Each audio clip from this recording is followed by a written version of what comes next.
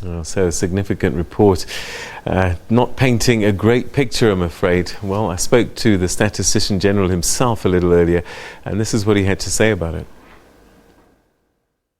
The Quarterly Employment Survey is an enterprise-based survey where you go to businesses and find out how many people they have employed, what are the salaries for the quarter, and what it highlights is that 34,000 jobs have been lost in the second quarter, and those that shared jobs is manufacturing, is construction, mining, gained some jobs, but manufacturing and construction actually lost jobs quarter on quarter, but year on year there has been some gains both in manufacturing and mining in jobs. All right, so over a year, have we created more jobs or have we lost jobs net? Over a year there have been a few more jobs created compared to the same period last year, but quarter on quarter jobs have been lost. So because I love trends, what are the trends telling us? The trend is saying that, even though there are not that many, but yes, 34,000 jobs have been lost between the quarter that ended March compared to the quarter that ended June this year. But the quarter March 2016, quarter July 2017, 2016 and the one ending July 2017, there has been some jobs. I suppose the concern then must be we have to look at them sector by sector, because some sectors are just not doing well and their trends are going the other way. And looking into the future, that might say to us greater attention is required in certain areas than currently. Yes, indeed, mining has shown some growth, and you will know that the recovery from the recession was driven largely by mining, or rather by agriculture and then mining.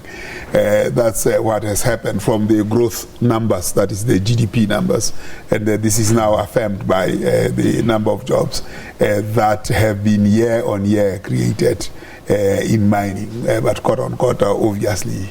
So comparing those two all the time is very important, and you are right in saying you focus on those so that you can know what levers you have to use to get the economy going.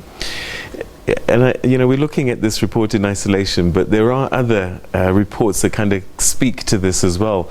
I know the other day you were looking at the skills shortages that we have, and I suppose in the same breath this kind of feeds into this unemployment figure, doesn't it? Yes, indeed. I mean, what we have done, and particularly the report I released yesterday in KwaZulu-Natal at the 11th Conference of Higher Education, what was very startling and not surprising, though, is the disjuncture between disjunctures between the institutions of higher learning, industry, government, and everything. And people were not aware of these kinds of situations. And now it's the duty of the statistician general or the statistician to weave the storyline so that everyone has the same line of sight. For instance, in terms of the skill level, 1994 blacks at the age 15 to, or rather 24 to 34 were accounting for about 18% proportionately for that age group. Indians were about 25% for skills at the same age group, and whites much higher. Coming to 2016, blacks have regressed to 14%. They've regressed 4 percentage points. Where still, those who are 15 to 24 have remained at 9%. You look at all other population groups except the colors, they have actually progressed significantly. And this poses a very important question, and this was what I was presenting yesterday at the universities, and these are things that government and everybody must be seized with, which is whether there will be a demographic dividend for blacks, and indeed the answer is no, there won't be.